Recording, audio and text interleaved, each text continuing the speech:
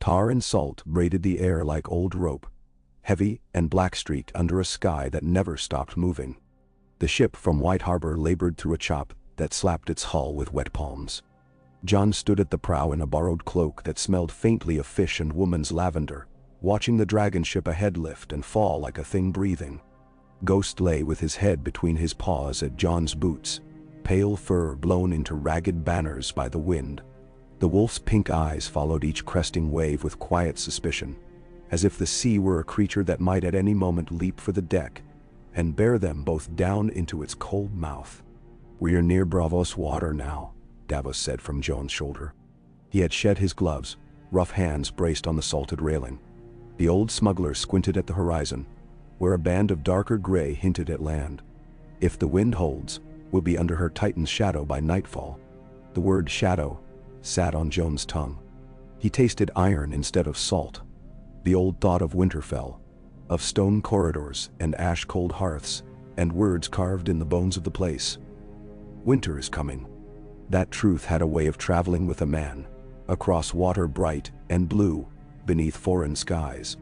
He rubbed at the knuckles that ached in cold or heat alike, and felt Ghost's flanks rise and fall against his boots with a steadying warmth. Davos watched him for a time without speaking. When he did, his voice was as careful as a blade in a sheath. "You can still turn back, lad. A treaty, an alliance, a pact sworn by letter. Those are our ways too. We're Northmen. We can be stubborn from a safe distance." "And no, she won't come for parchments," Jon said. But he did not say Daenerys' name. Names had power in the old stories. The dragons proved that. She's crossed half a world to take a kingdom. What's a broken seal to a woman who rides fire? Fire doesn't always warm what it touches. Davos' gaze flicked to Ghost and away. Nor does it only burn enemies. Jon thought of his father who was not his father. Of the blind trust with which boys walk into certain rooms and come out men, or ghosts. Ned Stark had once told him that a man who passes sentence must swing the sword. So Jon had swung and swung again, and learned the taste of the blade's wind in his teeth.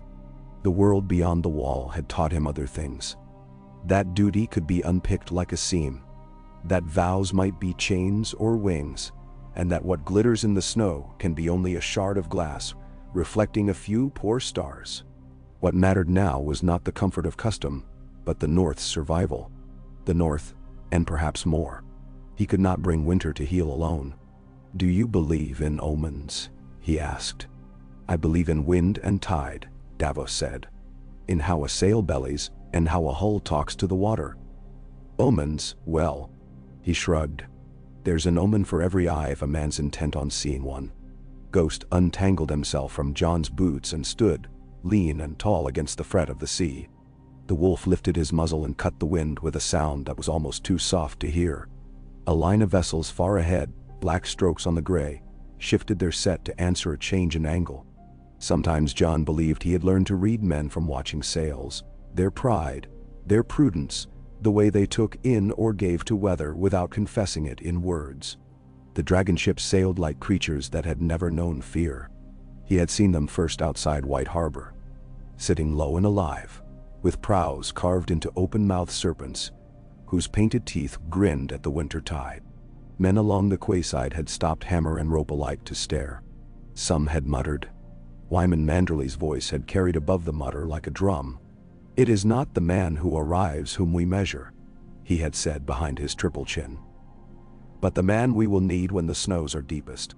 Wyman had sent them with his own banner on the foremast, a white merman with trident held to the sky like a bright fork for a hot roast.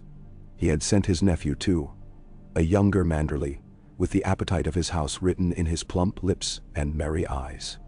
The boy had asked questions about dragons, as if they were women. How does a dragon choose you? How hot is the fire? Do they understand speech? Are they jealous? Jon had answered with the only truth he possessed. "I don't know." The wind veered, bringing a taste of mudflats and distant smoke. By dusk the Titan of Braavos rose out of the sea, with lanterns strung in its arms, each light a pearl of orange trembling in the draught. The ship's lanterns answered, and the Titan's horn bellowed, a sound like a mountain waking.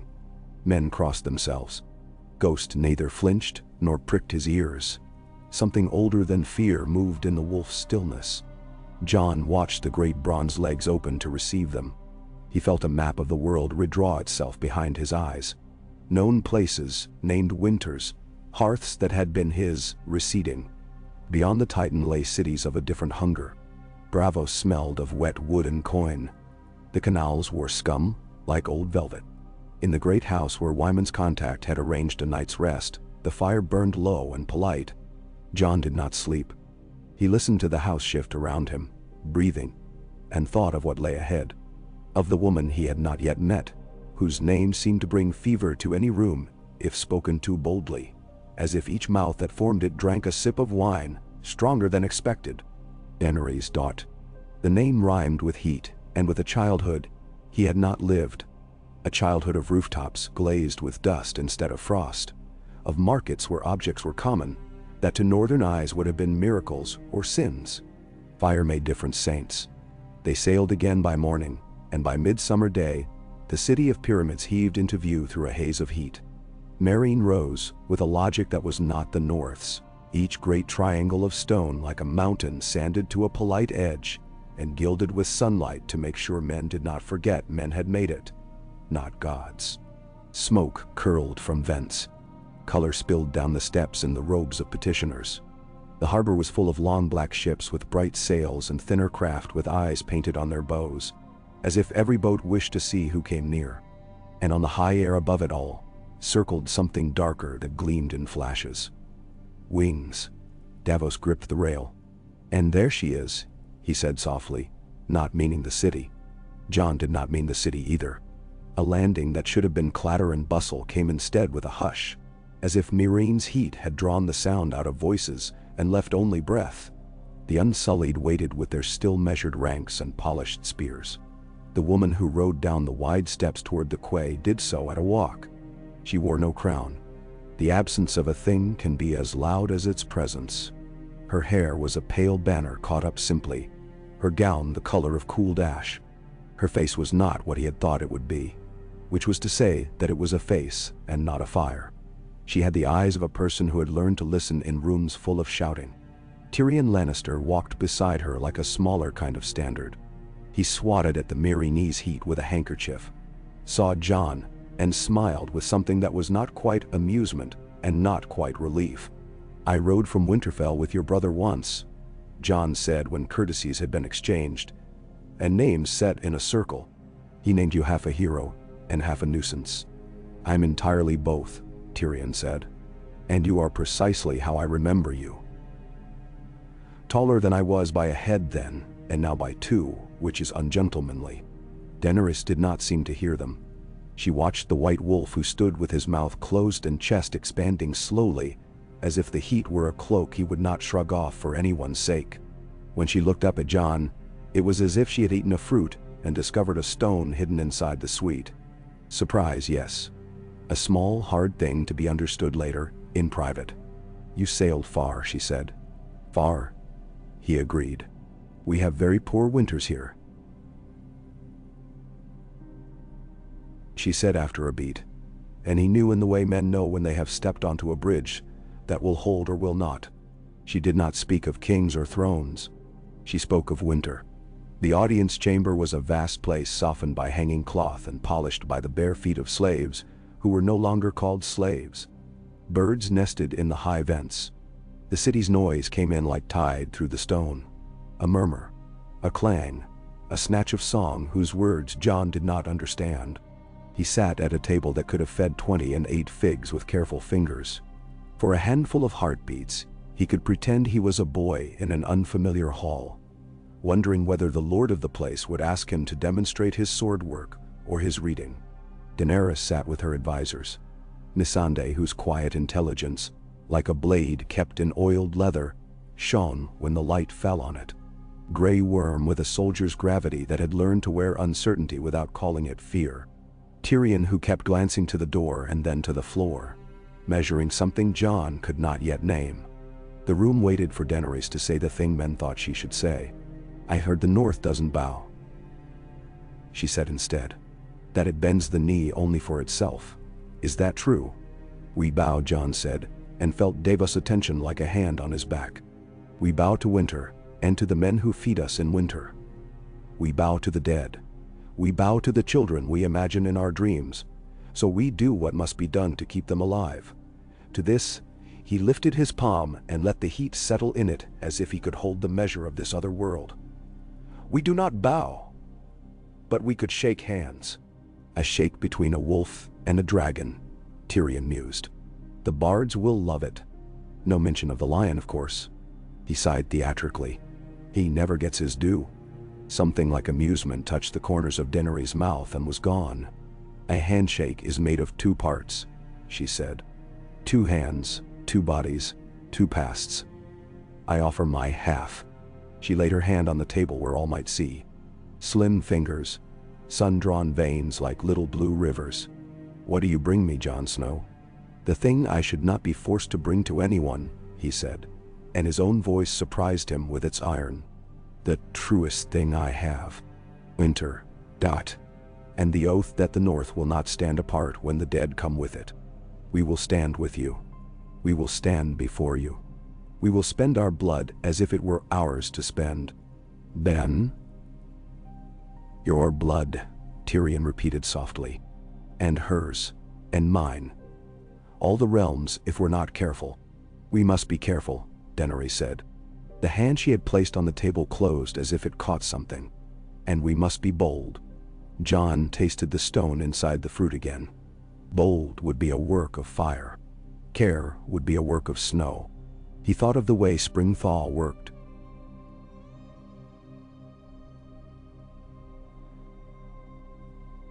Slowly removing its white from fields where men stood with seed in their hands, watching the light change as if waiting for a god to open its fingers. Of the way ice melted to feed rivers. Of how rivers fed ships. "Then be bold," Jon said. Tyrion's brows rose. "We're not mind readers in this room, despite rumors. What does bold look like, precisely, to the North?" "It looks like an oath that cannot be untied by any lord who decides his pride is larger than his fear," Jon said. He did not look at Davos. The words had been his for days now, rehearsed at the prow. Each one laid against the next like planks on a hull. "It looks like a joining that tells the realm and the dead alike that ice and fire will not quarrel any longer while time is measured in hours." Daenerys did not blink. Melisandre's fingers paused over the jug of water she was pouring. Grey Worm did not move at all. Tyrion folded his hands neatly and placed his chin atop them as if to offer the moment a stage.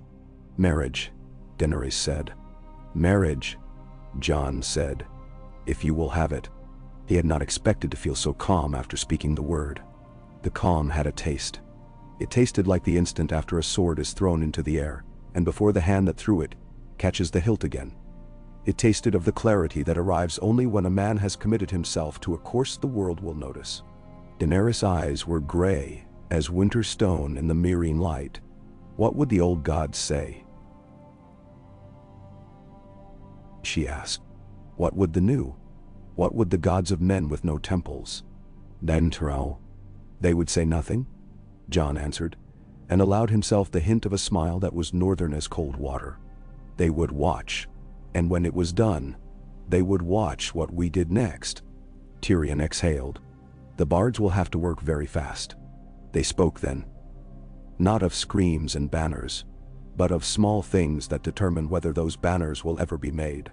Who would come from the north to witness? Davos said he would send for men from White Harbor who could be spared, and a Manderly or three would swear to any truth as easily as they breathed. Melisandre suggested the Sea Lord of Braavos might lend a token of blessing, for there were old trees and certain hidden gardens there that respected no man's creed. He would not part with a leaf, but he might allow a branch to be cut for a bride's hand to hold. A small blood-red thing that traveled across the water as quietly as a thought. Daenerys listened, then rose. In Meereen, she said, we made a habit of throwing open doors I had not known existed. That taught me something about doors.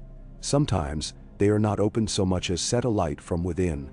She looked at Jon as if measuring how far into the room he had already walked and how much fire he expected to bring with him. Walk with me. Not for counsel. To see. The steps of the Great Pyramid were hot. Jon climbed with Ghost and Davos a pace behind, and felt his calf muscles speak to him in a language he did not often hear. Sound fell away the higher they went, replaced by wind that smelled of bronze and char. When they stepped into the open space near the top, the city lay along the earth like a piece of cloth a child had tried to fold and given up on. And above, a shadow opened like a hand. He had seen them from far. He had seen the streak of their bodies across a winter sky at the wall, had thought of birds cut into the image of beasts, and a fire that could be domesticated like a horse if you knew the way to speak to it. He had never stood in their breath. The smell of dragon was not of fire but of a stable that had once been a volcano. The memory of stone turned to air. Scales flashed sunlight. Claws hooked the stone with the sound of knives on whetstone. When Drogon's head dropped until the golden eye was a sun-sized coin held up to Jon's skull, Ghost's lips peeled back in a very northern silence, and Jon lifted a hand without knowing he would. To do anything else would have been to declare himself prey. The touch was not touch. It was the recognition of proximity by two things that had both survived a winter. "Eagle," Daenerys said, her voice level as if she named a friend at market. The green dragon, who had climbed down the stone like water made angry, turned his head as an eager hound might, the long neck's curve elegant as a drawn bow. And Viserion. The pale one watched with a stillness that had something of the old gods in it. They know a brother when they smell him. Jon's fingers were against the rough skin at Drogon's jaw. The heat that came off the dragon's throat had its own texture. It was like leaning close to a smith's kiln in winter and feeling your cold bones thaw too fast. "I am no man's brother," he said. But the words were a formality he was not sure he believed even as he spoke them. Daenerys' mouth moved in a shape that was not a smile, or not ours. "No," she said quietly. "Perhaps you are not." When they went down again into shadow, and the faint tang of rich food cooking, Tyrion was waiting at a table, now scattered with maps. He had ink on his thumb. The mark looked like a bruise. "You are either the bravest man in 2 continents," he observed, "or the most reckless. I suppose at this point, the difference is academic." "Brave men die," Jon said. "Reckless men die. Careful men die. The dead do not care for the manner in which we greet them." He nodded at the torn maps. "What do we need to know to keep others from dying yet?" "That you are to be married," Tyrion said wryly, "is the first thing." He pointed at the sea between Meereen and Dragonstone. "The second is that water. It is patient and redundant. It will kill us in all the familiar ways unless we are meticulous. I've advised the Queen to stagger the fleet. Yara Greyjoy will oversee that. Davos, I assume, can whisper to the smaller winds and currying them for us." "Ah." "Whisper." "Aye," Davos said. "Whisper with hard work and rope." "And us?" Jon asked, turning to Daenerys, who had come to stand at his side without sound. "The way certain kinds of weather arrive before a man has glanced up at the sky." "We will ride with the fleet," she said. "Not above it unless we must. I have learned what happens when a queen becomes a dragon too easily. Fire eats sorrows, then it eats song. We will not let it eat plans." Jon found that he believed her. Belief itself was a kind of weather. It moved through a man and changed his eyes. The days that followed were work shaped around waiting. Messengers ran ashore with lists in their hands. Cloth came and went in colors that set Meereen's heat shivering. Men who had never imagined such things compared seals on letters and tried on new boots, and weighed the balance of steel paid for with old coin and new promises. A small delegation of Northmen came gaunt with impatience and travel. One of them wore a pin with a merman and seemed genuinely disappointed there were no stewed eels at the Queen's table. Another, old and stooped, kept his eyes mostly on Ghost, as if trying to measure how much of the North might be stored in a single beast. The Sea Lord of Braavos did not come. He sent, by courier and by the careful courtesy that comes from having outlived many kings, a slender length of bark from a tree that did not weep in winter, and therefore knew its own mind. It was white as a woman's wrist on the inside, and stained pale pink near the skin, as if it remembered once having been alive. Melisandre arranged it on crimson cloth, and set beside it a shallow dish of clean water, in which Daenerys and Jon were to dip their fingers and then touched the bark together, as if waking it from a sleep. No priest of the Mother's Book or the Red God's whispers presided. They had asked the Unsullied to stand down their spears, and the Dothraki to leave their braids unbristled, and their jokes in their throats. When the moment came, there were no drums. Daenerys wore white. Not the white of snow, but the white of a sail that has seen wind and salt, and still hangs clean because hands have tended it. Her hair shone without jewels. Melisandre and 2 women from White Harbor braided it with thin strips of beaten silver that made a whisper with every movement she made. Jon came with Braavos at his back and Ghost at his heel. The wolf looked, to his relief, only faintly bored. They stood in a high-walled courtyard where the light fell particularly, and birds nested where no man would think to build. The bark lay between them like a fragile piece of an answer-made wood. Tyrion did not make a speech. He had written one, and then creased it until each fold learned the others, and then he had used it to light a stick of incense at an hour that no one saw. Melisandre spoke instead, not in High Valyrian, which would have made poetry of their names whether or not their lives deserved poetry, but in the common tongue, which had a habit of living past the men who had invented it. Her voice was water running where it should. 2 houses that have known winter, she said. 2 houses that have known fire. They come not to end war with this, but to tell it what shape their hands will take when they close around its throat. Water witnesses. Stone witnesses. The quiet trees that stand in the gardens of men who think they can own gardens witness. Speak the words. Melisandre. Daenerys spoke without looking to anyone. I have been sold and named and crowned and driven from more rooms than a child can imagine, she said, and her words had no tremor in them. A man once put molten gold on my brother's head to make a point about crowns. I wear a different crown. You will not put it there for me, Jon Snow. I will not put yours for you. We will build it between us out of axe.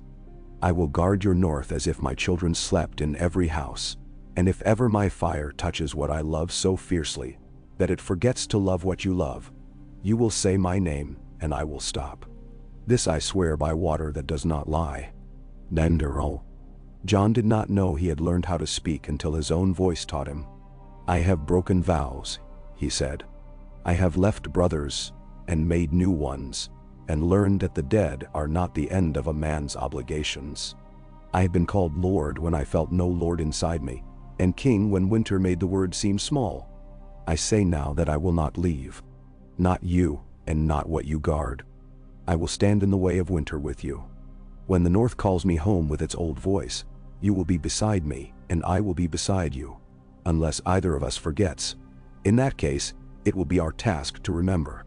I will not be your shadow nor your flame, but your answer. This I swear by snow that does not keep a man warm. Bah! They dipped their fingers. The water showed them their faces for a heartbeat, then trembled under the heat of the hour. They laid their wet hands on the small pale bark, and nothing happened, and nothing happened.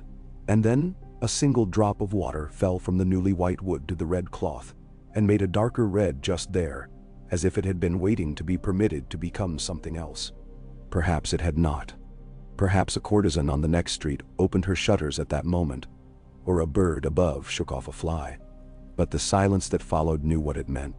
Ghost sneezed, and the sound broke something that did not need breaking. Tyrion laughed, an honest, helpless sound. Melisandre smiled in a way that made the air next to her seem to thrum. Davos' eyes were a little too bright. There was no cheering. The thing was done, and so everyone began to set about the next things that a done thing requires. Wine to wash away the taste of water, food to persuade a man he is still a body, plans to be checked again, as if the checking itself could be a kind of luck. Jon saw Daenerys stand for a long time with her hand on the white bark, watching a wasp worry at a piece of fallen fig skin. When she lifted her hand, a patch of the wood beneath where her palm had been was a fraction paler, as if a ghost of her ringless hand had been left to keep watch. The night was their own. Melisandre had seen to a chamber that did not pretend to be a northern room, or a Valyrian one. It was a room with stone like the inside of a shell, smooth and round. A bowl of late flowers sat on the table. Someone had thought to bring a handful of needles from a pine and set them in a small dish for the scent. On a rack by the window, a single white garment hung and moved when the air did. Jon stood in his shirt and felt the sea under his feet, though there was nothing under his feet but stone. Daenerys came in with the faintest ringing in her hair where the silver ribbons lay. She closed the door as if letting a bird out. She stood for a breath in the same posture he had seen at the top of the pyramid, when the dragons came down to her like falling clouds. "Your wolf," she said, "has very good sense. He refused to be bribed with any food. He ate the air. The North must teach its own to be satisfied with what cannot be counted. It is only that Meereen's meat tastes of spice," Jon said. "Ghost's meat tastes of snow and blood. He may not trust food that has walked through so many rooms before it reaches his mouth." "And you?" Daenerys asked, moving closer, her voice strange and ordinary and a little tired, as if this too were work. "Do you trust food that must pass through this many hands first?" "I trust what's made by hands I can name," he said. "I trust what I can help make." He looked at her. "I trust what trusts me." She stood with the moon on her face. There was a tiny scar along her jaw he had not seen. It caught the light like a fine thread. "Then help me make this so," she said. "Not the part our people will sing about, which we will give them to keep them warm in winter, but the part that belongs to no one else. Help me make the shape we will hold when the room is empty." He reached for her hand. The skin was warmer than his. She did not tremble. He did, a little. Beyond the window, a bird called once, a single plain note. He wondered if there were birds that came out at night in Meereen to eat the moths drawn to the heat of the vents, and thought, even here, there is a north and a south, even in such small wings. They were careful. Neither had time to be fools, not with the stubbornness of weather and the sea arguing itself at the edges of the city, not with the shadow of a wall far to the northwest, where old promises waited in the cold. Care was its own kind of heat. It kept them both from shivering. After, they lay with the window open, and the air moved through the curtains like hands through hair. Jon did not sleep. Somewhere below, a drunk sang in a language that repeated its own beginnings. Ghost paced once along the threshold and was still. Daenerys' breathing told him she was not asleep either. He thought of the smell of pine needles Melisandre had left in the dish. It was as close to Winterfell as anything in this city. His life had made a shape, and what he did now would keep or break it. They sailed at dawn 3 days later. The fleet moved with the deliberate grace of a school of fish that has discovered it is made of steel. Yara's shouts carried like thrown rope. Men coiled actual rope, as if it were the marrow in the ship's bones. Davos' voice could be heard in argument with a petty wind that wanted to go its own way.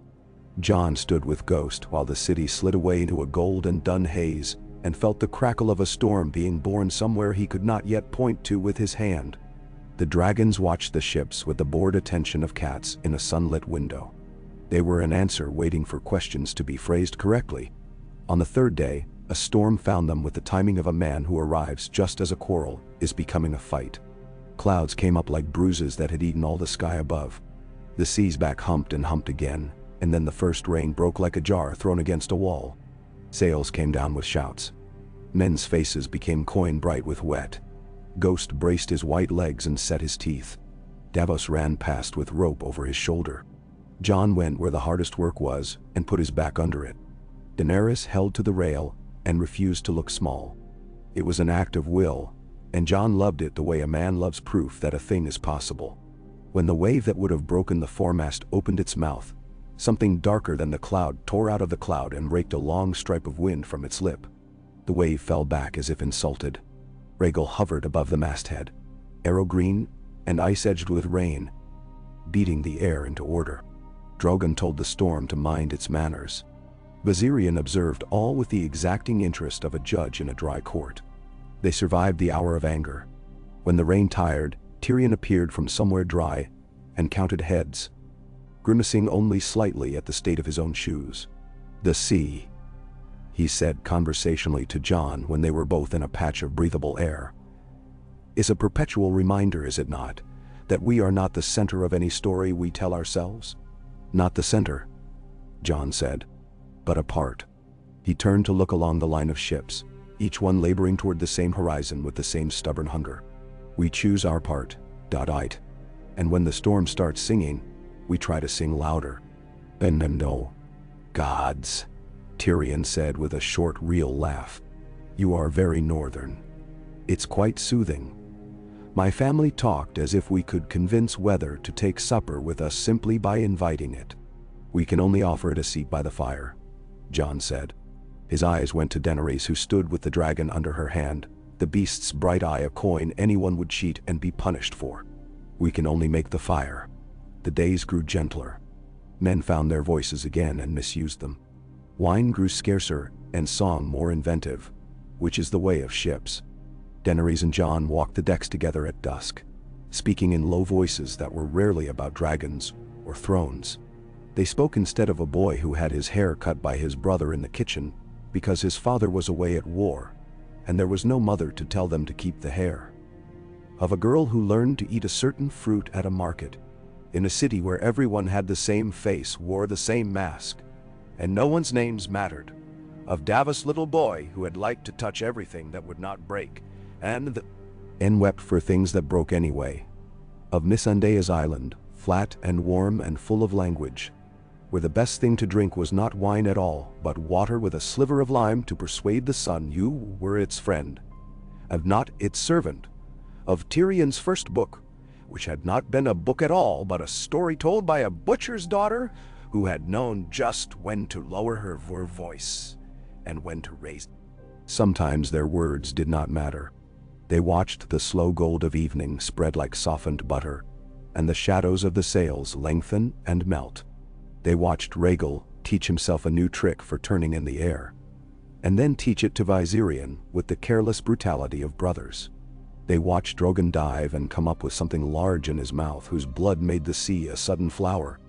Ghost watched also, with the iron patience of a winter tree, when word came through the flagship of a sail on the far horizon that did not belong to them. The fleet had already learned to move together with the poise of dancers. The ship wore no banner the North knew, and no colors the dragon owed courtesy. It tried to turn away, to slink off like a dog that has discovered the size of the stag it had thought to harry. Yara's ships flowed toward it. There was no battle worth naming. Men climbed its sides and came away with stories about how the crew had smelled of tar and fear, and of a captain who had kept a vial of powder near his breast, which he declared was a charm the witch of some port had given him. It tasted of sugar. Tyrion tried it and pronounced it apothecary's fancy. In the twilight of a certain evening, when the sea had the color of a bruise that is healing, a gull came and settled on the rail near Daenerys. It did not ask for food. It tucked its head into its back and pretended it belonged to the ship. Daenerys lifted a hand and did not touch it. "Birds," she said. "In my first life, there were birds. Then there were none. Then there were birds again. I wonder if it will be the same with thrones." "I do not know," Jon said. "I hardly know what a throne is when the room is empty and the fire is low. It is a chair," she said, dry as winter dry, and he loved her for that too. They sighted land 2 mornings later, a low bruise on the world's seam that became a line, and then a raised hand, and then a long body sleeping under mist. Dragonstone lay like a creature that had always been waiting, its head turned toward the east as if listening. Jon's throat tightened. It was Westeros, and not. It was a border between what had been and what would be. The dragons rose and wheeled over the ships with the impatience of children who had reached a fair and wanted to run to the biggest tent. Yara shouted good-natured profanity at a wind that had finally become companionable. Davos checked and rechecked a knot that did not want to be found wanting. Ghost put his paws on the rail and breathed the smell of home that was not home. They did not land then. The water was full of bad manners and the tide in one of her moods. Davos said so, and men who had learned in the last weeks to listen to what he said nodded and set their shoulders to waiting. Jon stood with Daenerys at the prow and felt the ship's mind concentrate itself on the work of holding steady. The coastline pried at his eyes and the back of his teeth. Somewhere beyond that black stone, the world he had spent his life learning how to survive arranged itself like a game laid out for a boy with clean hands. He was not that boy. He had other hands now. "Tomorrow," Daenerys said, as if she could instruct the sea. And perhaps she could. Her hand found his without looking. Her fingers were warm. "Tomorrow we land," she said. "Tonight we watch." "We have learned to watch," Jon said, and tightened his fingers around hers. The simple pressure held. The dragon on the wind above them screamed once, a high silver sound that made the air shiver. The gull on the rail tucked its head deeper. The tide argued with the rocks. Somewhere, in a room of Jon's memory, a door that had once been shut opened quietly and stayed that way, letting in a narrow, honest draft. The ships rocked softly, and the shore did not move.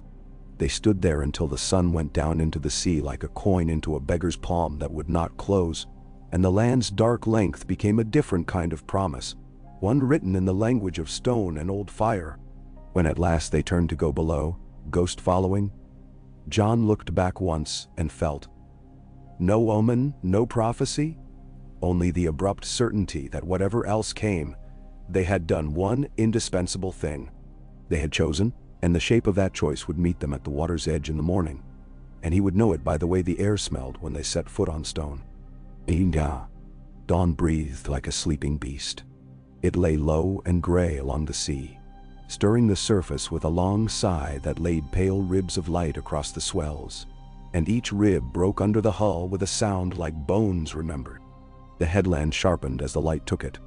Dragonstone shouldered up out of the water in black scales. The castle perched upon it as if some older dragon had crawled from the deeps to rest, and had turned to rock where it lay, its wings flung wide into buttresses, and its claws sunk as piers. Jon woke before the ship was fully wakeful. He stood under a sky with only a ragged fringe of pink to prove the sun still cared for this side of the world, and watched the seabirds measure the cliffs with easy hatred of anything that could not fly. Ghost stood as he always stood in such moments, a white scrawl of patience against the dark. The wolf's breath plumed and ceased and plumed again. A private weather. Men's voices were different on the day a ship made land. They carried forward a step or two ahead of the mouths that spoke them, eager and wary. Davos had that voice even when he did not use it. He pointed with a sailor's finger at a certain crease in the water and a darker bruise along the stone. "The current goes to ground there," he said to no one and to everyone. "We take her on the second run, not the first. Let the island say her piece." The island did. When the tide turned, it spoke in a language Davos and his rope and Tyrion's caution understood, and the ship lifted with the swell like a beast that had decided it would not die this hour. Oars bit. The long gray stone steps that ran up the cliff unfolded their backs, as if stretching. Men made their hands into grips and their feet into creatures who remembered mountains. Lines tossed, lines caught. Yara barking with a grin at the wind, Euron's shadow nowhere and everywhere in the mind like a bad dream that leaves enough of itself behind to ruin the next night. Daenerys watched with her hair bound like a vow. Drogon was a dark thought in the high air, Rhaegal and Viserion, etched against the thin, pale blue like runes. She did not speak until the gangplank was set, and the last argument with the water resolved. Then she took in the island with the quiet hunger of a person who has returned to a childhood house that she never herself lived in, but learned it by heart from the stories of a brother who lied, stone-born of fire.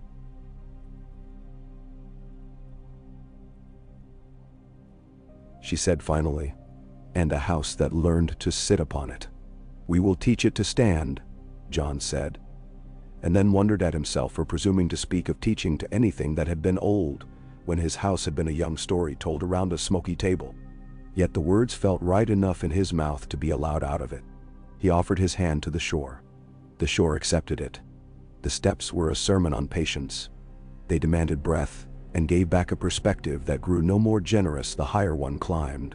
Dragonstone made men look small and flawed. It made dragons look like weather. Jon's calves sang. He could feel Daenerys at his side without looking, a steadiness at a steady pace. Ghost's claws clicked and fell silent, clicked and fell silent. Sure as law. At the top, the wind pressed them flat for a heartbeat, then released them to the courtyard. The stone underfoot held a chill that ignored the sun. The doors of the great hall opened their mouths with a slow, unpleasant politeness. The place had been built to drive warmth out unless it was earned.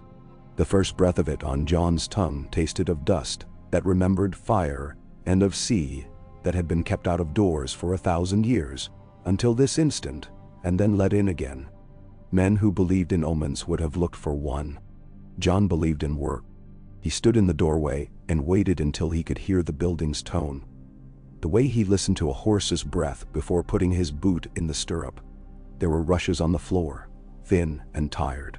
There were racks for torches that had held smoke like cups, and then been scrubbed with vinegar by careful hands under orders. There was the long, low weight of the painted table that had drunk so many wars it could be mistaken for a god if a man's eye were tired. And there were the illusions the eye made for itself. The sense that the carved dragons at the ends of the benches would shift if he stood too still. The sense that the stone's black was not a color, but a space beyond color, and a man might fall into it if he mistook a shadow for a corner. Tyrion walked 3 paces in, and paused the theatrical pause of a man who enjoys being understood. "A familiar nest," he said, only faintly unkind. "The last king who set out from here forgot to count the weather as an enemy. Perhaps we will do better." "Nememsau." "The last king who set out from here," Davos said under his breath as he passed, "used his god as a lantern and burned his own feet with it." He shook his head. "No fires on that scale, my queen, if it please you. Fires for melting and mending, not for reasoning with shadows." Daenerys ran her palm along the painted table spine. The wood was scarred with old thought. Paint clung in the creases, Westeros in a long strip beneath her fingers. All of the familiar teeth and gulfs and curls, made small and safe enough to be covered by a woman's hand. Her hand crossed the north. Jon watched as the pale heel of her palm brushed a painted Winterfell, and rested there a breath longer than the rest, as if the wood's ghost had pressed back. "Maps do not remember hunger," she said. "Only distance. Sometimes hunger is distance," Jon answered. She slid him a look. "And sometimes the way to end it is to put a hand on the table, and then another hand on the door." They made the castle theirs by taking the work it offered. Melisandre set people to sweep the rushes and to oil hinges until the doors ceased to sound like ill-tempered friends. Grey Worm took the measure of the place's throat, the narrow stairs in the belly of stone where men would choke or not in smoke, and placed unsullied the way a wise cook places salt, sparingly, and where absence would be noticed. Yaris men sprawled with the insolence of sailors who knew they would not be asked to sleep under stone if rope and moon would do. But they brought fish to the kitchens and laughter that kept the chisel edge of the walls from cutting straight through everyone's skin. Davos found the boatmen of the island and won them with stories of storms that had been worse than the ones they remembered, which made their own storms easier to bear. Jon took Ghost and a handful of Manderly men and went where the stones sloped down into the old guts of the island. The passage smelled of damp and mineral, as if the world had kept an open wound here and let it scab in its own time. He remembered caves of ice and caves of melted ice and caves that had held the breath of creatures long dead. This cave held heat like a memory that did not want to be acknowledged. The torch hissed in the air. The walls gave back their light reluctantly. They came to a chamber that stopped the voice. The floor's black glass had been lifted here and there by events older than men. And in the torn places, a man could see the strata of darkness, an old layer, and beneath that another, like books on books written in a script of fire and choked ash. On the smooth faces where more patient lavas had cooled, there were marks. Jon had seen drawing as a record and drawing as a prayer. These had something of command. The lines were sure without being graceful. He touched nothing and felt something. He brought the torch closer because a man must. The shapes told the north in a language not made in Winterfell. Swirls like storms. Circles with little teeth like suns, wearing the crowns of wolves. The stick skeletons of men with spears taller than they were.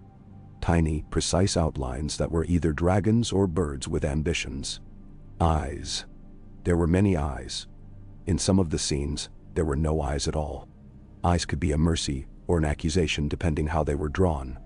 Jon held the torch where the figures of men stood shoulder to shoulder and faced something that could not be drawn because anything drawn makes the thing smaller, and the thing must not be made smaller if it is to be explained. Between the men and that blank, the circle with teeth again. But someone had dragged a finger or a tool through it, and blurred the teeth into a smear. Not broken, not complete. He tasted old cold on his tongue, though the air here was almost gentle. "Children of the forest," Davos said softly behind him, his voice careful with awe that left room for doubt. "Or men trying to speak to the world with a child's hand. Truths that knew this stone before we did," Jon said. He heard his own voice, as if it were another man's a little way down the passage.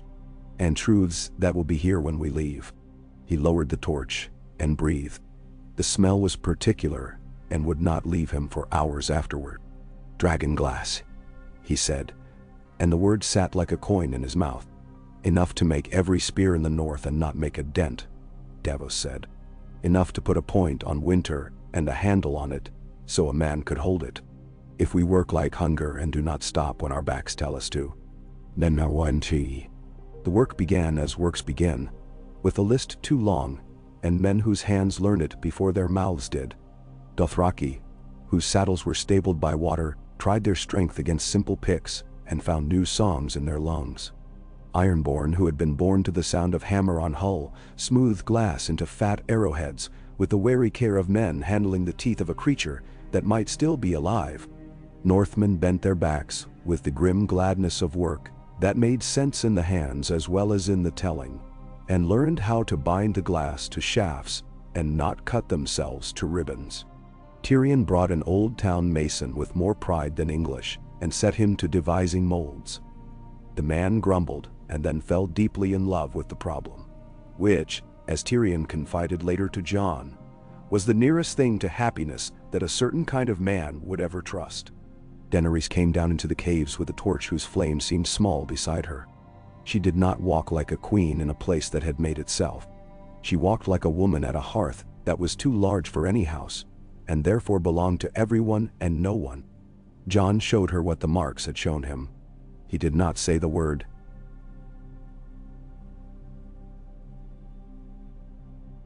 "See." He held the flame and let the shadows do their good, hard work.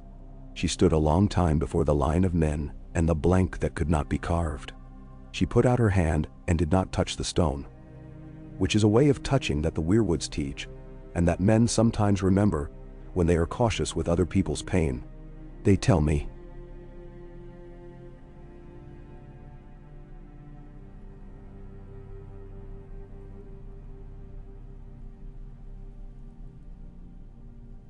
that in the true long night,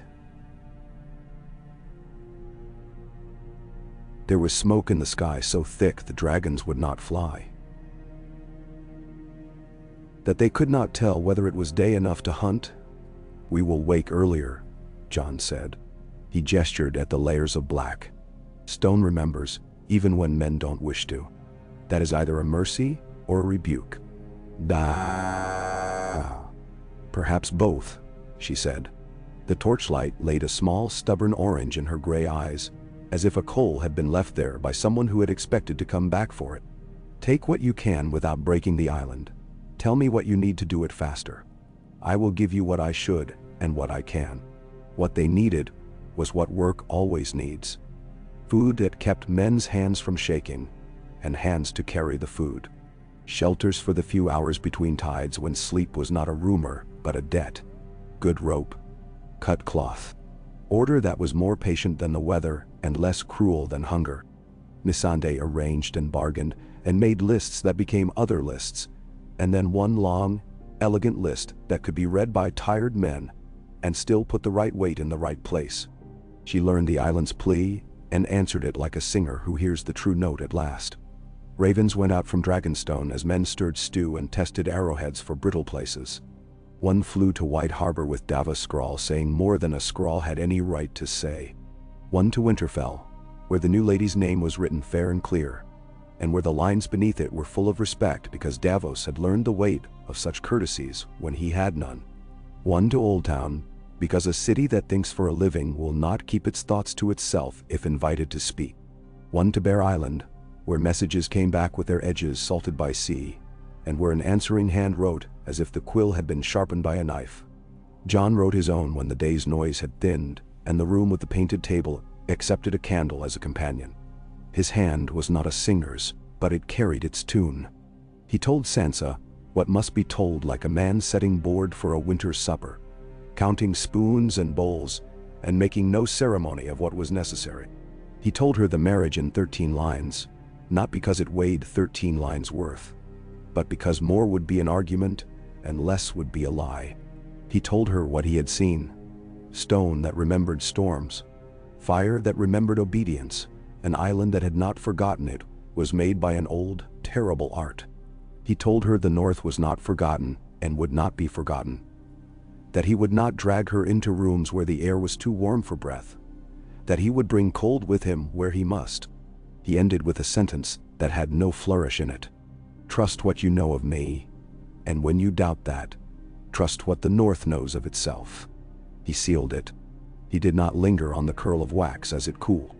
Ghost lay with his head on his paw and watched with the faint expression of a thing that has outlived many men's dramas and will outlive more. Daenerys' letters were fewer and longer. She wrote in a hand that looked like a road, a little rough in the beginning, then smoothing with travel. To the Sea Lord of Braavos, gratitude like a cloak properly worn. To the princes and princesses of Dorne, something like an apology with iron under it and a future's shape sketched in a few honest words. To men of the Reach who had learned to feed the world while thinking of their own plates first.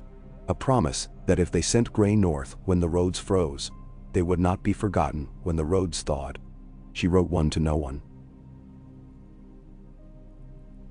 Set down a thought as if it were a confession, then folded it away without a seal. She gave it to Melisandre, who slid it into a small box and locked it, not because queens should hide private tenderness, but because a woman does not owe the world every corner of heart. The first reply came from Bear Island, because Bear Island's replies always arrive like a storm early and relish their own arrival. It was from a girl with the spine of an oar and the eyes of a day in a northern clearing, when the snow has stopped and the wind has decided not to bother you until evening. Lady Lyanna Mormont wrote that she did not hold with foreign queens, nor with men who promised her protection from creatures she had never seen. She added that this married business was none of Bear Island's, if it made spears and bows and put food in bellies that had earned it. She closed by mentioning that if any man came to tell Bear Island how to bow, he would be handed a bow and told to show how to shoot instead. Her seal was crooked. The rough slant of the wax made Tyrion laugh aloud when Melisandre read the words to him. From Winterfell, there was quiet for 3 days that stretched like thin ice over dark water. Jon did not count those days aloud. He felt them in the aches of his hands when he woke, and he kept working. He sorted glass and learned which fragments took a fine edge and which would splinter in a rush of false generosity. He learned to sand with his thumb and with leather until the edge lost its itching and held, true as law. He watched Rhaegal teach himself to skim low over the water without taking spray under a wing. He listened to Grey Worm placemen where the island grew mean and the sea threw up temper that needed a spear more than a net. On the 4th evening, after a day that had been kind and ended as if it had changed its mind, a raven hammered in with a feather at an odd angle. It ate water from a shallow dish as if water were meat, and then submitted to being unburdened. The hand that had written the letter had used a good quill and a chin held level. Sansa's words were like the sound of a loom. Thread steady, pattern careful. A beautiful cloth that a person could wrap around a child when the wind found the cracks in a wall. "Brother," she wrote, and the word slowed Jon's blood. As words will, even after a man has become old in a single year. You were always more generous with your life than with your plans, and both are mine to keep now whether I want them or not. You know what winter has taught us. If you have married for the realm, I will judge by the realm. If you have married for the heart, I will judge by what use your heart makes of the time left to us. The North is yours. It does not move as quickly as dragons, but when it moves, the ground learns it. Gods keep you both. When you next come to Winterfell, I will greet your queen as if my mother had told me how. At the bottom, in a different hand that made too little effort to be neat, and therefore felt more honest, there was a line. If she is cruel, I will know. Arya. There was a little sketch of a needle. Not a child's needle. A sword. Jon folded the letter slowly and put it on the table, where Daenerys could find it or miss it, and thus be told in the timing what he wished to tell. She found it. She read it with her mouth affixed care. She held her breath at Arya's line, then let it out again without allowing her face to pretend. "If she is cruel, I will know," she read aloud, and there was a tiny, bright gleam of humor, not mocking, in the gray. "I wish I had a sister like that." "I wish you had too," Jon said. "You would have quarreled and said things you both meant and did not mean, and then sat on stone steps until one of you said something foolish, and the other did something foolish, and afterward neither of you would run out of the room, even when you wanted to." "Perhaps I do have one now," Daenerys said. She looked out the window toward the restless headland where the sea's argument rose and fell, and a line settled in her mouth that meant resolve and weary kindness at once. "And perhaps she will have me as a sister, if I do not run from her eyes." Melisandre came up the shore like a piece of sunset that refused to dissolve. Jon knew her from across the space of memory and error. She had changed. Perhaps a person at the far edge of the world would have said she had not changed at all, that the salt and heat and smoke had simply rearranged themselves on her face, the way a long burning log cracks and resettles as it becomes ash. She climbed the steps with the morning behind her in strange gold, and the guards, who had been told to look for nothing, found themselves looking for a woman with hair like a warning and a necklace that made a small red thought near her throat. Daenerys met her in the outer hall with the courtesy she kept for men and women who brought something strong that might be poison or might be wine. Jon let Braavos stand at his shoulder. The old smuggler did not like the way the hall's light took to the red woman, but he had learned to be fair even when his knuckles remembered fire. "You sent me to find her," Melisandre said to Jon first, which made a rhythm in the room. First, then last. Flame, then water. "I went and told her one thing. She found the other things herself. I come now because my God insists on being counted, and because there are other fires in the east that have been grumbling for a long time. Men who think they know what the Lord of Light demands have been letting their small night grow large. I would have your queen's leave to send certain messages where my hand knows the way." "Then now all. What would you ask for in return?" Daenerys asked, cutting the room's heat in the neatest way. Melisandre did not flinch as lesser priests might when a rival flame breathes near. "That you remember fire does not belong to me," she said, "and that when it grows insolent, you put it back in the hearth. I have made mistakes.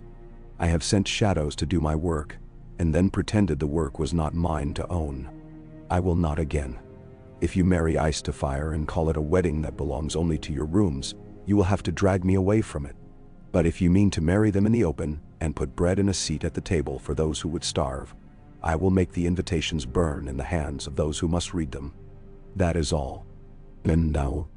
Davos' jaw worked. The rememberings in his eyes shifted like shoals just under the surface of a clear water. He did not speak. He did not need to. Jon could hear his thought. "Do not put your trust in a red woman's repentance. Use it, if it is there, and teach it to work for bread as long as bread is needed. But do not let it build new altars when your back is turned." Jon said aloud, "We will take the messages. We will count the fires. We will not let one fire speak for all." He looked to Daenerys, who had the smallest of smiles on her mouth that said, "Your north is in your mouth even when there is salt on it. If there is a way to light the east without letting it run through the world as a plague of torches," he added, "do that.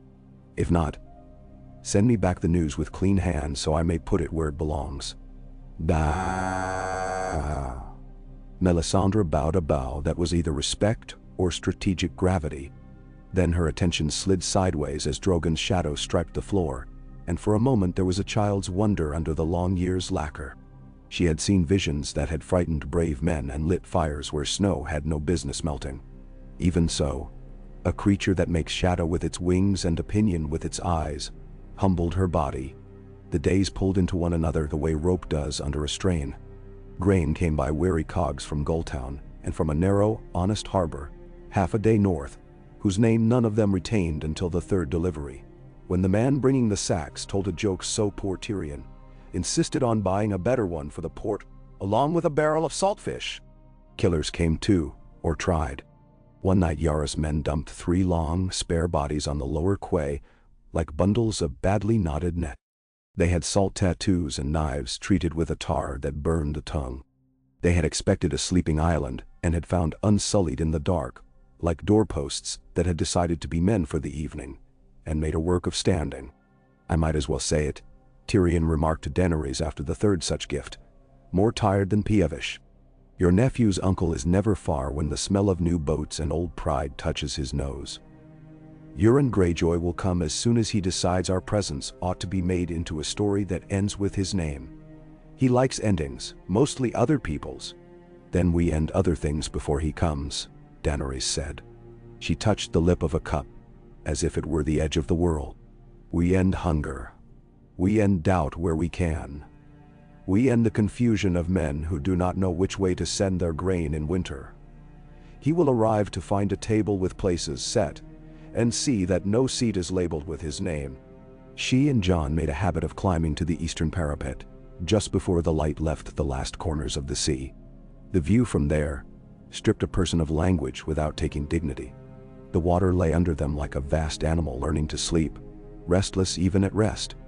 The air was touched with far salt and nearer smoke, and with something else that had no word in the common tongue, because it belonged to stone that had never spoken to men.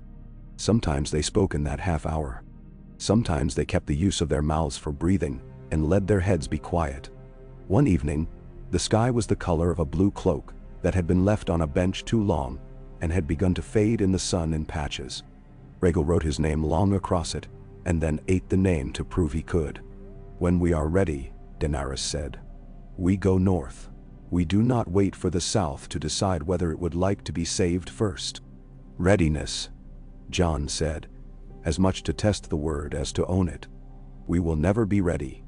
We will only be less foolish tomorrow than today.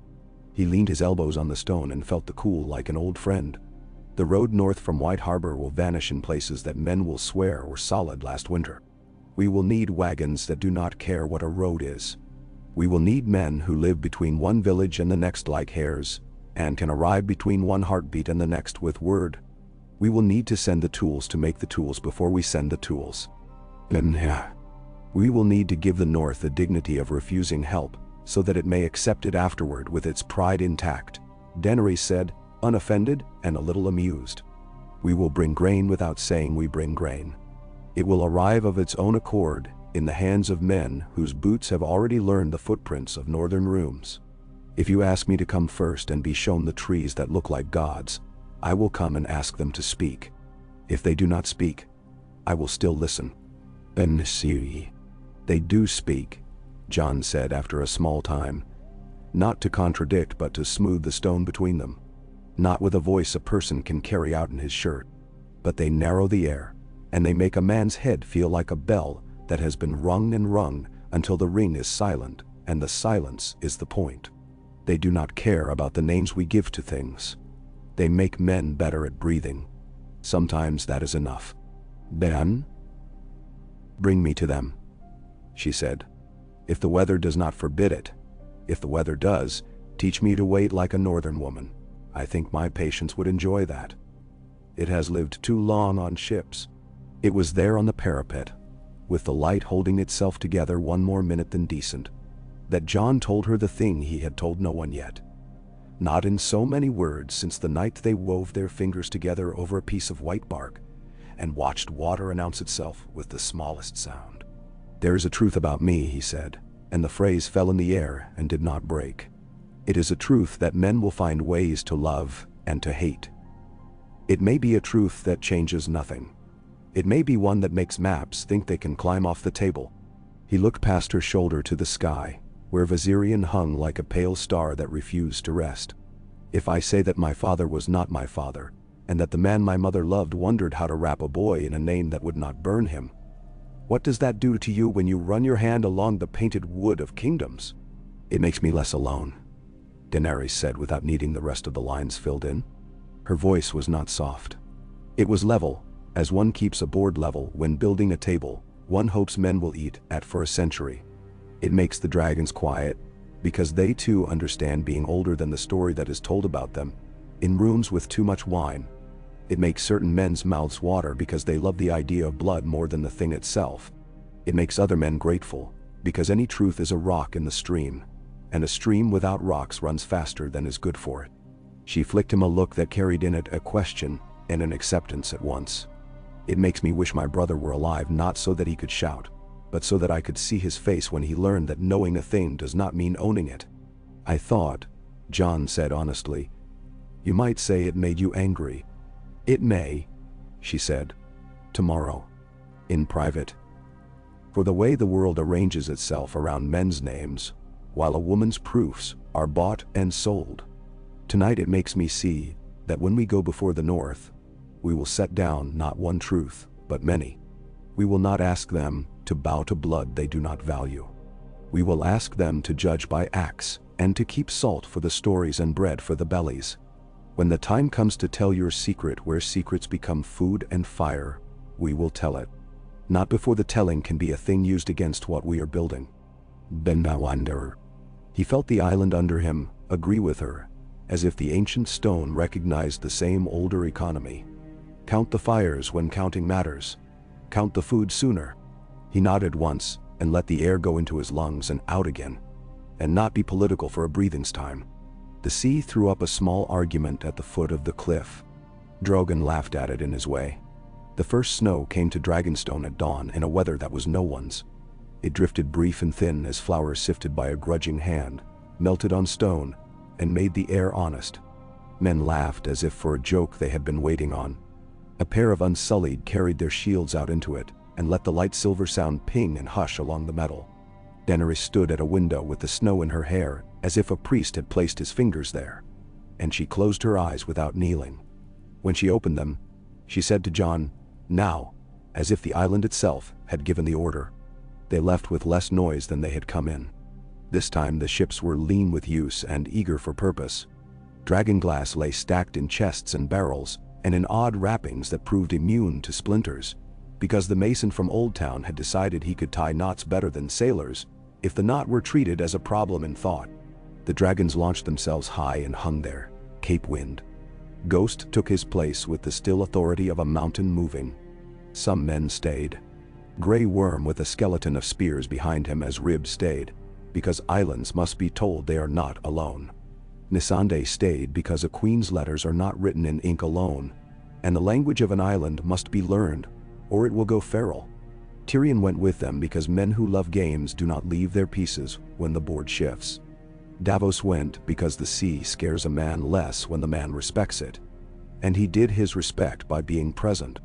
The voyage to White Harbor was a lesson in bright cold, in water like iron under a thin skin of light.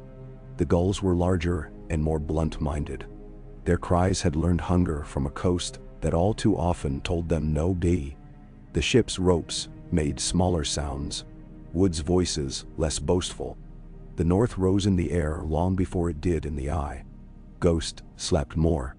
He dreamed with a small twitch of ear and lip, and once a thick low sound in his chest, that made Jon put a hand to his back, and lean his face near his fur. The scent was not memory and not omen. It was the fact of a creature recognizing the slope of the world toward home. Wyman Manderley had not become thinner. He had, if possible, become more himself in winter. Appetites sharpened, not by plenty, but by the discipline of wanting well. He came down to the quay like a feast come to meet a beggar and insisted, without insisting, that the beggar sit in the best chair and the feast be told its own story first. He made the dragonglass into slabs and spoons in his mind and set them at tables he had laid in rooms Jon had never seen, then returned from that road to the one in front of them and bowed to Daenerys with the carefulness of a man who understands both ritual and risk. "My queen," he said, and the "my" was a hard-won coin he did not spend lightly. "Your husband once stood with a fish on his cloak in my hall and made the fish behave itself with words like hooks. He has brought you to a seat by a poor river, but we will make it seem a great one. And if men make unkind mouths in dark corners about salt wives of kings, we will send them a platter of roast sea bass with lemon, and remind them their bellies will not feed themselves on offense." He huffed, all joviality that did not forgive. "Welcome to White Harbor." There is fish broth and honesty here. Try both and take the one you like better. The merman's court smelled of winter done right. Smoke whose companions were meat, fat, and onion, and the pleasant wet of snow melted and shaken from cloaks at the door. Daenerys wore a cloak lined with rough fur she had not pretended to deserve, only taken because the cold places demand such things in tones less polite than a queen can afford to use. Jon let his eyes move where they were needed. Men of the harbor guild with ink on their thumbs and rope burn on their knuckles. Women with shoulders strong from lifting what men pretend they lift for them. Boys with hair hacked straight and eyes that found ghost, and then snatched back because mothers had told them the North treats its beasts as kin. Girls who would remember the length of the queen's braid and tie their own hair, a little too tight, to learn what the tightness meant. A hush held the room for a span that felt like a breath drawn all together. Then the room exhaled, polite. Wyman raised a cup. "Your Grace," he said to Daenerys, "this city is not yours to take. It is yours to keep with us, if keeping is the thing you do well. Winter gives small leases. You have married into one. If you toss us out with the snow melt, we will go, and return in the autumn with smaller casks and fewer songs. If you hold us when the ice knocks at the door, the songs will hold us when the ice knocks at the door." Daenerys did not stand on a dais. She stood on the floor and spoke as if to a captain whose deck she meant to share in a gale. "Lord Manderley, I have no songs," she said, and the frankness was an offering. "I have fires, and I have the memory of hunger, and I have a husband who knows the woods better than I know any city made of stone. I will keep what can be kept. What is broken, I will not pretend whole. What is unmade, I will help make again, if that is what my hands can do. You will be ordered to love me. You will not be ordered to love me. You will be asked to judge me by what your children eat." She held up a hand as if balancing a coin and let it turn. "And by the ways in which I obey the winter." Wyman grinned, that strange, handsome grin that hides in fat men and leaps out when they are surprised. "Good," he said with fierce approval, as if someone had answered a riddle. "That is a drinkable answer." He lifted his cup. "To winter, which makes us careful, and to fire, which makes us bold. May they be married in the right rooms." The cheer that followed was not the cheer that greets a victory. It was the one that keeps hands moving to ladle and carve and set and pass. It made the rafters hum, and then settled. Back into work, into lists, into the small, honest arguments of men who do not mind being contradicted if the bread is good. They did not tarry. White Harbor was an artery, not a home now. They loaded wagons with dragon glass like a city packing away its summer clothes, carefully wrapped and labeled in a hand men with cold fingers could still read. They fitted axles with grease that would not go hard in weather that made spit freeze, and they tied bundles of furs inside to warm hands that would tie knots before dawn and after midnight. They paid men not only to drive but to walk, all the hour lengths between villages, so the wagons would have eyes upon them when the road cut through heather where a hungry thought might hide. They sent riders forward to map out drifts with the tip of a spear, and a sense of where old fence lines would be even if they were not, and to knock on doors that had never yet opened to a queen and say, simply, "We are coming through. Hold your dogs." The road north of White Harbor is not a road so much as a decision. It winds in places men have not chosen, and the places where men have imposed themselves upon it are the places where it takes its revenge. Jon had known it as a boy from a saddle, chilled and exuberant both, with Robb calling out the names of little streams that had names because their fathers' fathers had given them names to pass the miles. He knew it now like a story told over a grave. He watched the way the cold found the wagons, first in the iron, then in the wood, then in the leather, and tried to get into the men. He kept it out where a man can, with food, with jokes, with insults that are so obviously affectionate, even a hungry boy understands they are promises not to leave him behind. The dragons learned the north like hounds out of their element, offended and intrigued. They flew less grandly, wings angled to cut the mean little winds that arise from nothing more than a hedge and a ditch. They learned to take their warmth from their own bellies rather than from the sky. Rhaegal grew pleased with himself for discovering how to hover in a snowfall without making whirls that gave him away. Viserion suffered the cold with elegant disdain. Drogon ignored discomfort the way a large man ignores small furniture. At Mole's Town, where the ground is scored with the sins men commit to keep themselves God's business in winter, a woman came out and set a bowl on a low table outside her door before any man could knock. It steamed. A stew, thick and simple. A history of the last 10 days of eatable moments in her house. She did not curtsy because she had no practice and would not humiliate herself trying. Daenerys thanked her with a tone that placed the woman in a line equal to queens in rooms with better candles. The woman sniffed and said, "Your beasts had better not scare my goats." And Daenerys assured her the beasts would be held to better manners than men. News runs ahead like a dog when wagons line the horizon. It reached Winterfell a day before they did, panting, and lay upon the hearth with its bright tongue out. Snow came down in lazy sheets, as if it had learned all at once how to fall and could not stop. The first sight of the gray towers lifted Jon's heart, and then set it back in his chest as if to remind him that his heart did not live in towers. He saw the godswood's red print against the white, and the pale lake beyond the broken gate that had mended itself in the way of certain wounds. Strong, and the strength not quite honest. He saw the smoke, and the men on the walls, and the black lines of crows like writing that had decided to take to the air and look different for a little while. They made plain entry. No banners first, no horns. The gates recognized him and opened as if the hinges had been oiled with the memory of his feet. The courtyard was a work of winter. Mud with crusts of ice over it that broke under hooves and then lied about their weakness in the next step. The noise of men's laughter clipped by the cold and making a brief white fog where it left their mouths. A lad slipping and grinning shamefaced, as if he had intended to kneel and had not calculated the dignity of.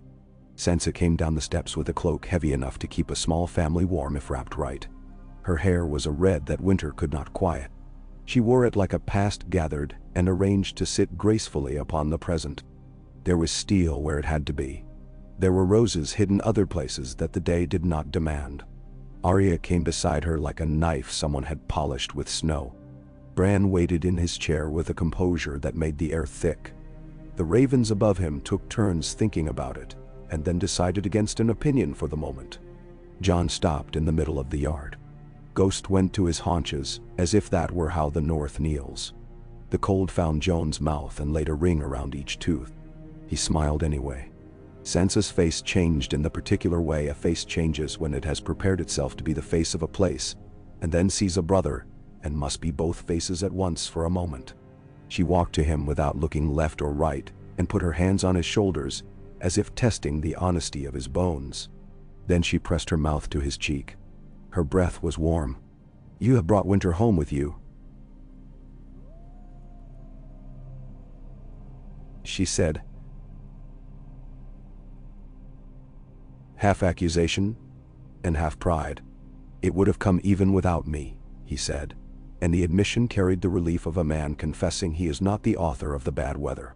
"But I have brought what winter needs." He turned, and the yard drew in a breath that did not come out. Daenerys stood with her mouth's corners slanted by the cold, a thing she accepted without resentment. The dragons were high and small against the low sky. Their weight was in the sound, not in the sight. She stepped forward and bowed the little bow a queen makes when she wishes to greet a house without knocking anything down. Sansa took her measurements the way a woman takes a pattern, fair and alert. Arya's eyes slid over Daenerys the way water slides over a blade, not hostile, but alive.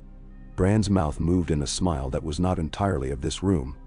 "Lady Sansa," Daenerys said, "if I were a tree, this is the cold I would ask to stand in to learn to grow straight. Your brother calls you his judgment.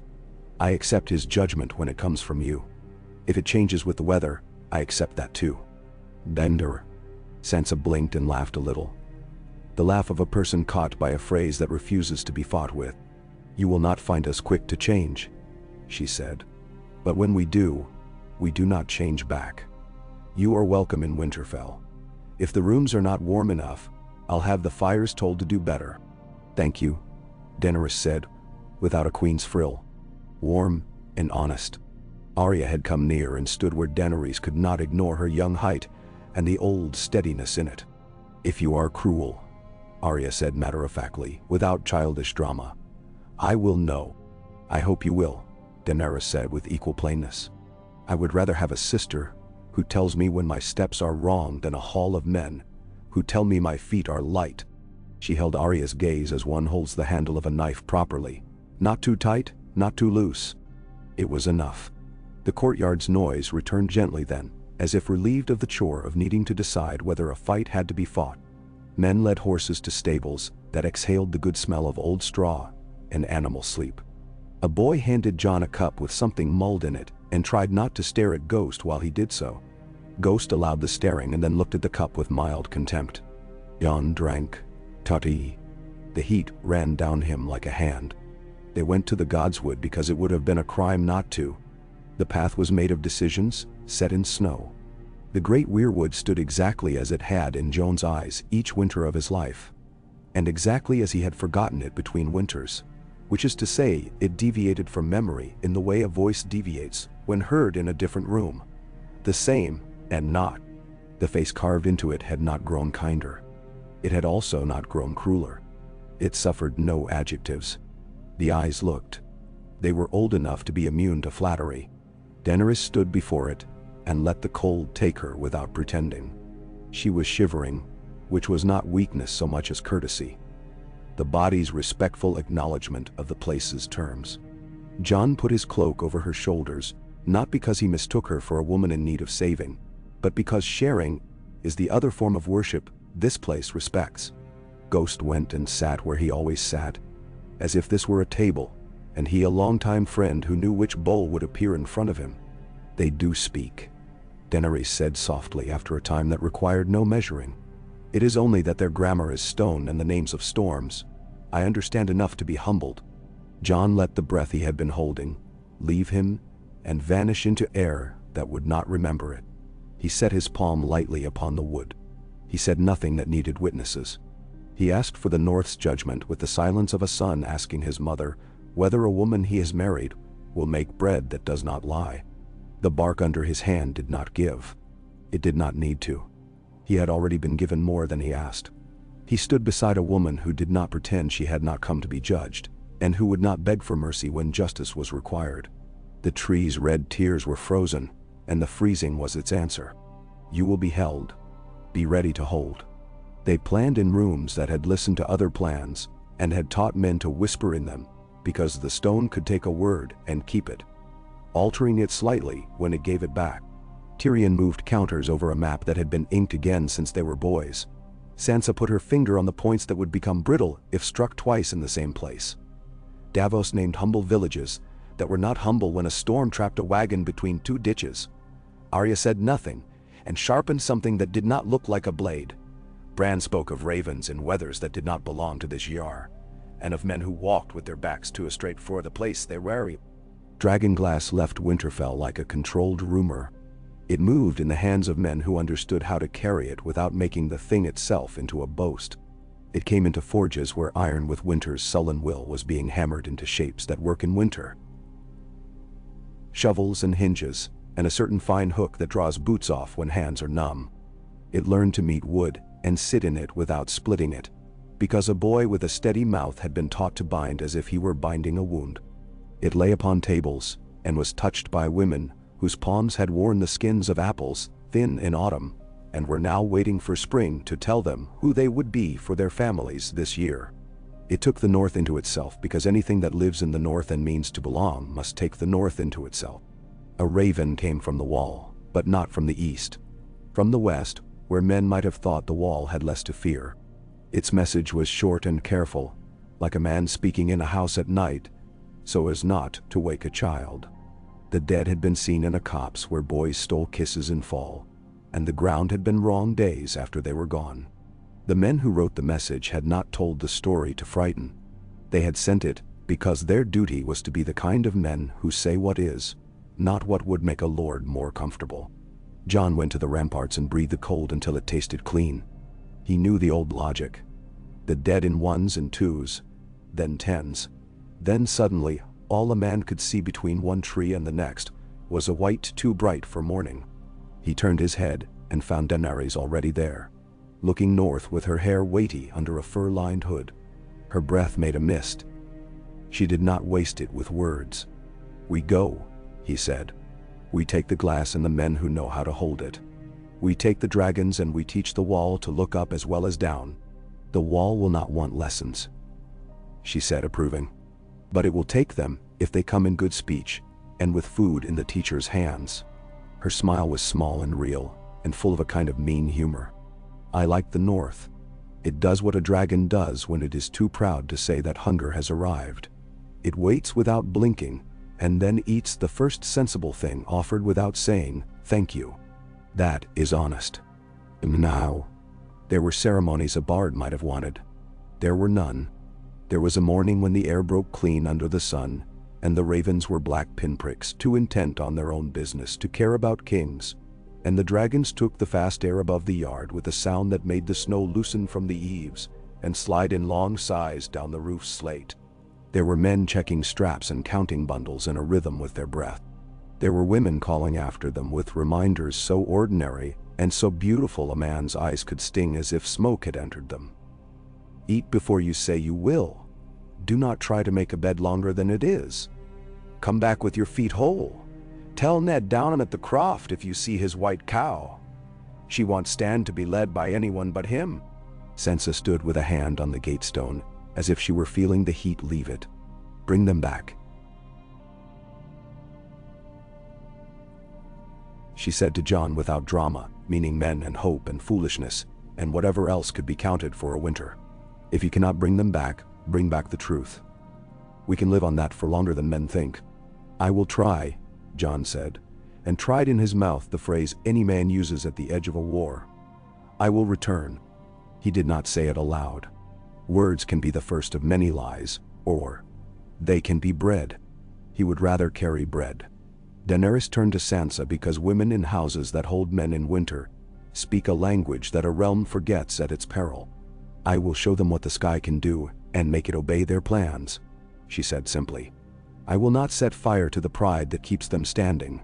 I will bring you back as many men as the season allows. If I fail, I will not pretend to have succeeded." "Then go," Sansa said. She took Daenerys' hand for a breath that was not warm and was not cold either. "And when you come back, if you find any of my advice wrong, tell me in front of the fire so that I may have the pleasure of arguing while my fingers thaw." They rode north with the day kept on a short leash. The snow fell as if uncertain of itself, then remembered, and fell in earnest. The wall began to exist in the air, first as an idea, then as a discipline in the light, and at last as a denial. Its blue was not the blue of sky. It was something older, the color of a question that has made men's minds quiet for generations. Ghost quickened. The dragons spread out like sentries who did not salute even a wall. Men at Castle Black watched the sky with eyes that had forgotten the habit and were relearning it with humility. The smell there was the old smell.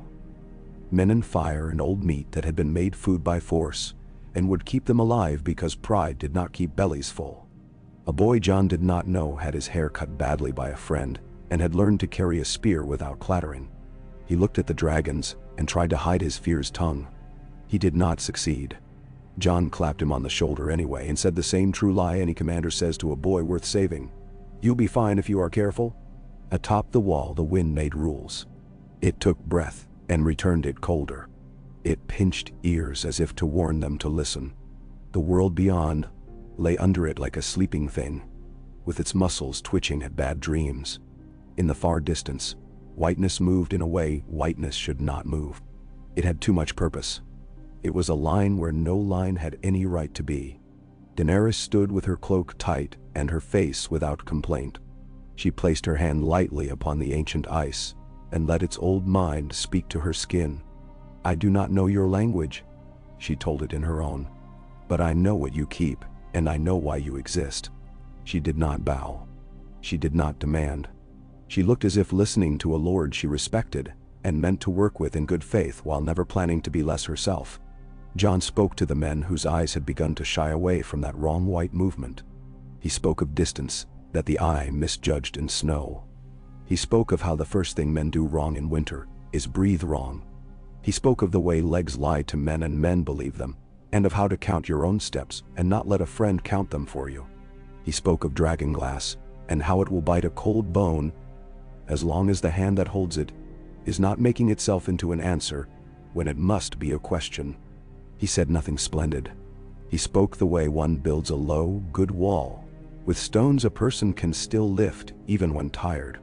The dead came a little nearer, and then, as if remembering a rule, turned aside into a copse and were gone. It was worse than an attack and better than one. Men can be brave when a horn blows. It is harder to be brave when the thing you fear shows its back and says, "Not yet." Night stretched itself thin and then spread itself deep like oil. Stars thought about showing themselves and decided the cold was not enough of an invitation. The ravens kept their counsels, making martyrs of small noises. The dragons did not sleep the way men do. They settled each within a precise chosen measurement and watched the dark as if waiting for a game to begin.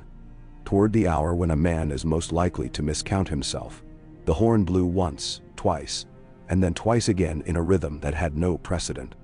A man's voice from the east tower, alarm and disbelief pushed together. "Light," he cried, and then more prosaically, because men will say simple things at the end of the world, "There is light." It was not the pretty light of men's festivals or a priest's trick. It was the tall, steady fire that comes out of the ground where no man has invited it, a pillar that opened itself with miserable grandeur and stepped forward slowly. Not fire. Many torches in a line so ordered it seemed an insult. The dead announced themselves like a parade, and then their front rank turned their heads up, like good soldiers at review, toward the wall and the dragons, and the north that watched them, and then turned away again with indifference that hurt the eyes.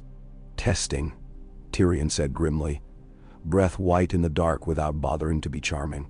"A commander who wishes to teach us that he knows what we think we know." He looked to Daenerys, who had already taken 2 careful steps forward toward the edge. "Do not." "I will not," she said, and then in the breath after added, "until it will do more good than harm." Jon measured the line of white and the line of flame and the distance between them and the pulse in his own jaw. "Show them what flies," he said to her, "and how it is not theirs to command." Daenerys lifted her hand. The dragons had been waiting for the signal since morning. They went with a thrill through the air that made the wall seem less old for a heartbeat.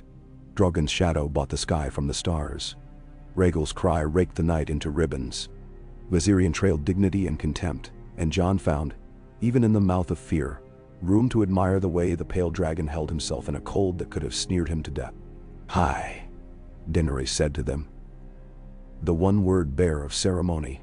"High, and do not commit." They did as told, with the infuriating grace of creatures who require no obedience but accept command when the tone is right.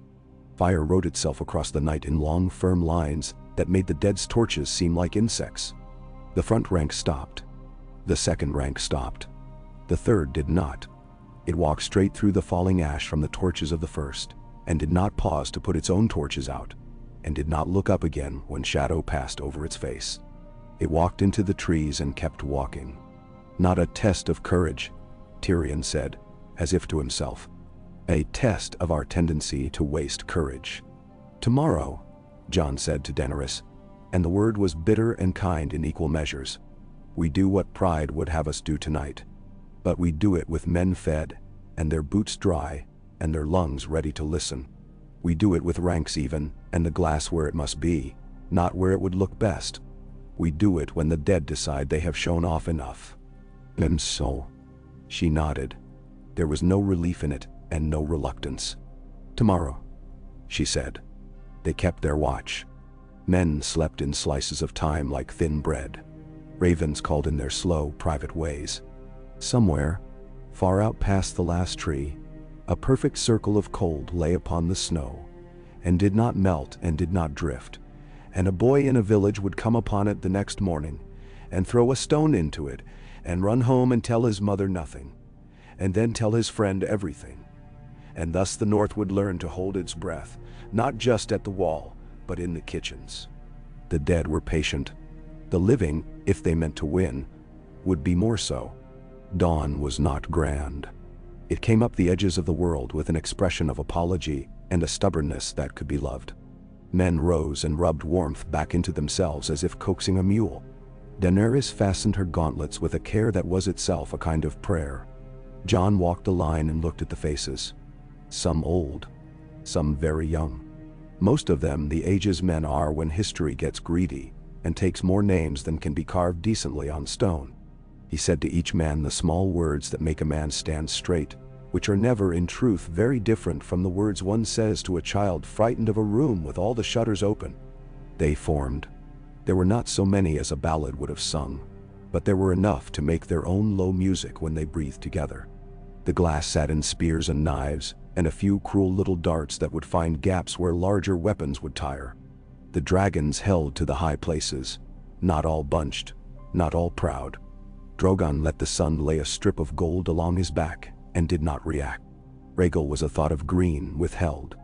Viserion made no promise and kept it. The dead came, not like a river bursting, but like a tide that has realized the shore is weaker today than yesterday. They were as disciplined as water and as purposeful as hunger. Jon could feel in his teeth the old song rising. The one that makes a man run too soon and spend what he will need later. He told himself, no. He told the men around him no with his shoulders. Glass met bone with the sound of pottery learning a harder use. The first rank's feet held where they should. Men who had thought they would scream found they did not have to. The dead's torches bobbed and went down and went out. Smoke flowered low across the snow in petals a man could step upon if he were sure enough of his step. Daenerys sent fire not as solace but as tool. She learned the wind in this place and how it made a fool of heat when heat tries to be a king. She unrolled a long tongue that licked precisely at a flank that had begun to think itself safe, and then she closed Drogon's mouth and let him chew the taste. Rhaegal drifted as ordered, his flame a punctuation and not a speech. Viserion did not issue anything at all for a long time, and then gave a thin, perfect line like a knife pulled carefully through a tight knot, and a wedge of the dead's advance folded inward and walked upon its own ash until it had learned politeness. Men were struck down and rose differently. Not many. Just enough to remind all that they were not brave in a story but working in a weather. Jon moved as he had always moved when the world grew too loud. He made his mind narrow and his arms honest. He did not pretend fear was not there. He let it be a dog who ran ahead and returned and did not require petting. The glass sang in his hand. He learned quickly the small shift one makes in the wrist when bone tries to remember itself and must be told, no, not today. It took a long time to be done being immediate. Then, suddenly, there was the sound of that great breathing that happens in a yard when a bell stops ringing and men discover they are alive. The ground wore new marks.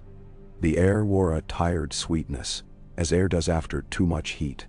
The men wore new faces in which courage and fatigue mixed into a humility that would carry them through the next meal. Tyrion reported with his finger on a scrap of paper, as if it were a ledger. Losses fewer than fear would buy, he said, odd relief tasting bitter in his mouth. Gains not to be counted in numbers. A lesson learned about the discipline of our dragons. Another about the dead sense of fear. The lesson about our men, Jon said to him. Gently matters most. They held. They saw that this is not a noise that breaks as long as a man's foot is under him. And your queen, Tyrion said, not entirely teasing, did not set the world alight out of habit. It will scandalize the historians. Daenerys stood with her hand on Drogon's claw, feeling the slow ache in the flesh that took the weight of his whole bright mind. She looked north, to where the trees kept their dark quiet, and her mouth curved in a line that meant she was giving a hard thing its true name. This is not won by a handsome act, she said. We will have to add up small decent acts until they are heavy enough to change the scale. We have time, Jon said, more to convince the air than any god. He looked at the men drinking from shared skins, and at the ravens just now, daring to call, and at the other hard business waiting. Southron queens with their appetites and golden lions, whose paws were not to be trusted. And he chose to say it again. We will make time. That night, in the room a commander is given at Castle Black, as a gesture of insult or flattery. The room that makes a man stare at the knots in its boards and imagine the shapes of maps in their whorls. Jon slept for an hour that was too short and woke, because Ghost, who slept with his eyes open and his mind thinking fox thoughts, made a sound like old rope stretch.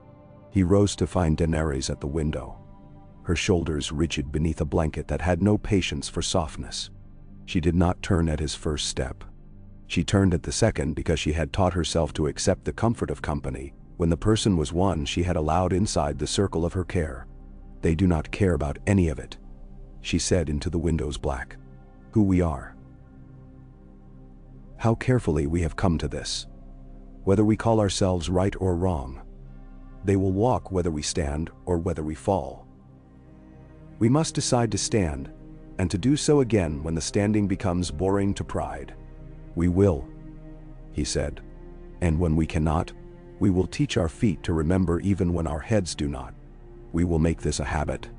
Men will call it courage later, if we survive. Let them. Benshimo.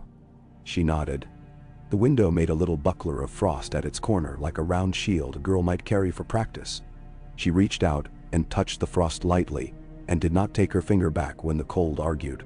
I made a vow once. To a man I did not love, because he could carry me to a place where I could learn to be myself. I kept it as best I could, and broke it when the vow broke itself around me. Now I have made a vow I chose. I will not break it when it begins to demand I be bored and repetitive and small acts. It would be a poor queen who could not do the small thing that saves the great one from becoming a tale told to children by a nurse too tired to finish. Bendensau. He put his hand over hers on the sill. Their fingers were like two pieces of cold iron lying together and warming each other slowly, because the laws of the world are kind in certain things. He had thought he would say something brave. He said instead the truth that belongs to husbands and wives, when pride has been hung up to dry near the fire like wet socks. I am glad you are in this room. I am very glad you are, she said, honest as water. The frost under their hands made a faint sound like a bird's idea of a song, then surrendered and slid, a bright small failure. Outside the cold made its rounds like a watchman who did not care for banners.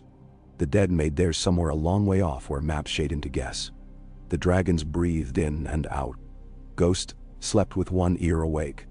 The north laid down its old head and consented to let them try again in the morning.